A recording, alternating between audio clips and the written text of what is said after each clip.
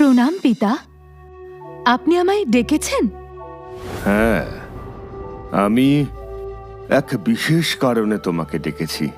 বলুন পিতা।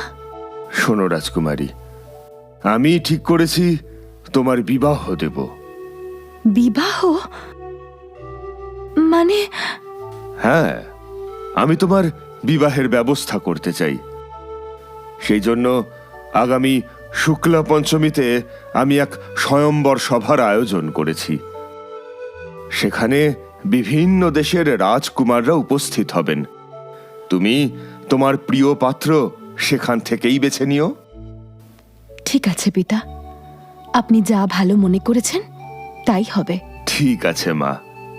মন্ত্রী, সমস্ত রাজ্যে খবর পাঠাও, আমার একমাত্র কন্যার বিবাহ বলে কথা। যে আজ্ঞে মহারাজ। না না না, এটা আমি কিছুতেই হতে দেব না। রাজকুমারীর বিয়ে অন্য জায়গায় কিছুতেই হতে পারে না। এ আমি কিছুতেই মানতে পারবো না।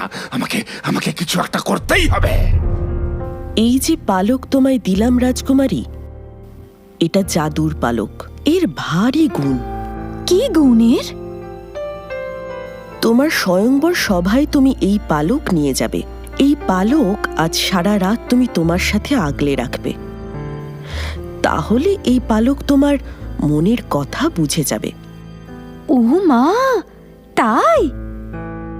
আর স্বয়ংবর সভায় তুমি যখন এই পালক নিয়ে যাবে, তখনই এই পালক তোমার মনের রাজপুত্রকে নিজেই বেছে নেবে।